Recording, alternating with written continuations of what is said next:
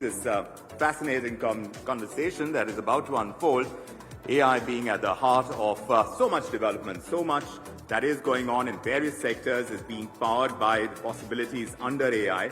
So we're delighted to have as part of this conversation that we're just about setting up, Cameron Adams. We'd like you to stand by to join us here on stage. He's co-founder and chief product officer at Canva. This is a global leader, Canva, a global leader in design innovation. And to conduct this conversation, may I also ask Naya Sagi, the co-founder of the Good Glam Group, the Founder Edition, a trailblazer in digital-first consumer brands, to join us on stage as well. We're about to begin this conversation. And ladies and gentlemen, let's now dive into what our session is called today, our visual future, how design and AI will transform your organization. Please, both of you, yes. Ladies and gentlemen, please welcome Cameron and Naya. Welcome.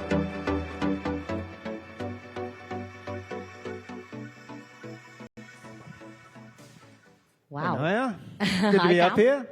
Yes. So we're finally doing this, Cam. This is exciting. It is. So listen, I'm super excited on behalf of the entire tech and design community to, first of all, be doing this conversation with you and to officially welcome you on your first visit to India. It is my first visit. I think I'm on hour 76 of my India experience, and it's been wonderful so far. So, okay, before we dive into other stuff, what's been the most exciting thing about you for India in the last 3.5 days? Two things. The people have been amazing, incredibly friendly, incredibly giving. The people I've met who have told me about the tech scene here, about the culture here, it has been really valuable to learn from them. And secondly, the food has been incredible. Every place I've eaten over the last 4 days has been amazing. And what's been your favorite dish? I had some kulfi on Thursday night, which was delicious. And also the dal from Bukhara, that was incredible. Yeah, that's my favorite too, Cam. You know, I think before we dive into sort of the business questions, 3 things that stood out to me, which not too many people may know about here. And by the way, we actually have commonalities in. One is that you were also a qualified lawyer and now a tech entrepreneur like myself. There's not too many of us in this sort of a paradigm. I wouldn't say I'm a qualified lawyer, but I know a bit about the law, yes. Yes. The second, of course, is that I think, and Canva in general, has been a very, very big believer in communities driving impact and growth. And I think that's really fascinating. We'll actually dive a little bit into that as well. And I think the third thing is that there's a fundamental belief in Canva from a software perspective of design having the ability to shape and impact lives at scale. And that's really what I'm building with my new venture edition as well, but from a hardware perspective, a design-led hardware perspective. So overall, a real privilege to talk to you, but let's dive right into it. Yeah, I'd love to chat about that. So let's get back into like the very, very early days of Canva, Cam. You know, as I think a lot of us here are very curious to know what really drove you to build Canva and to kind of like look at a future where you had this crazy belief that design would actually set the narrative for businesses, for individual creators, for how economies would shape up? So we actually started Canva 13 years ago in 2012, but the story kind of begins even before that. As you mentioned, I did law at university, but I was terrible at it.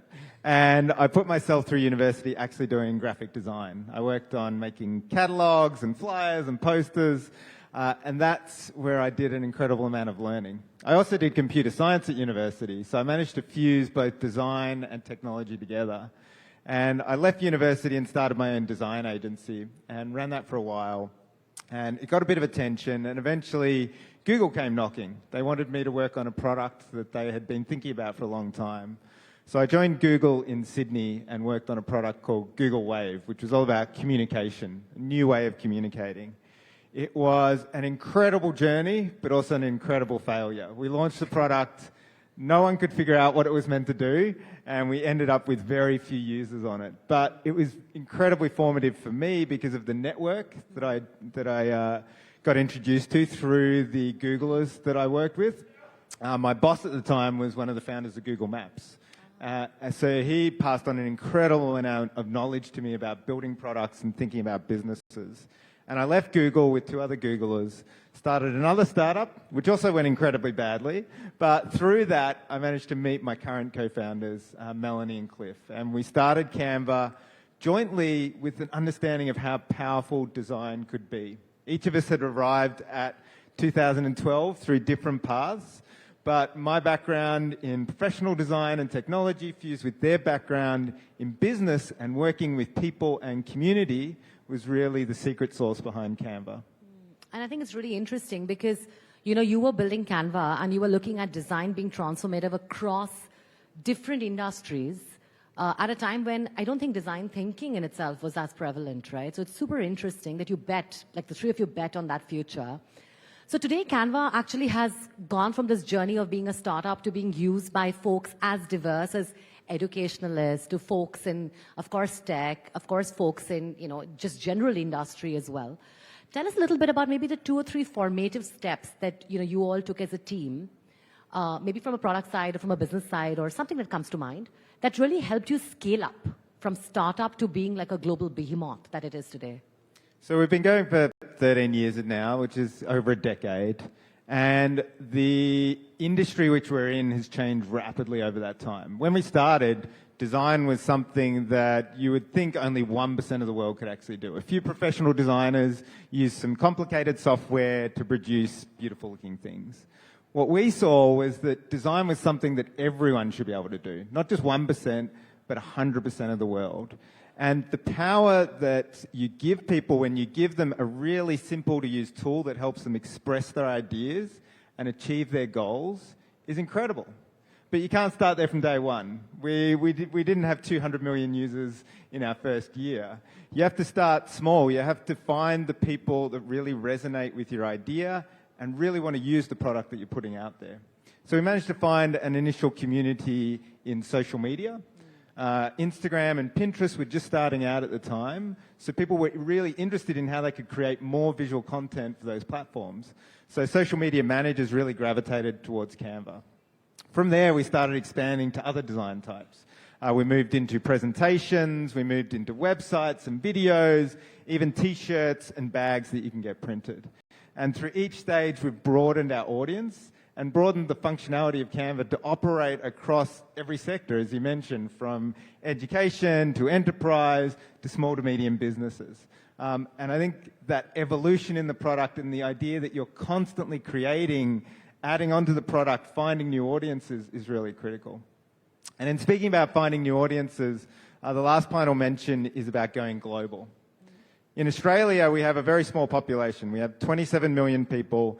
In terms of the global audience, it's a drop in the ocean. So when you're thinking about a tech company in Australia, you need to think global first. You need to think about who's going to use your product in the United States, in Indonesia, in Brazil, in India, and you need to build from that from day one. And we have put a tremendous amount of effort into making the Canva product truly local, a product that people here in Delhi, in Bangalore, in Jakarta, in Barcelona can use and feel like it's a native product, like it was made for them, that has the content they need, that's in the language they speak, and feels authentically local. And that's what the team here in India, the Canva team, really focus on doing. So, when I was talking backstage to Cam, I asked him, what has been the most interesting sort of insight or the most interesting usage pattern you've seen in India? Cam, do you want to share that?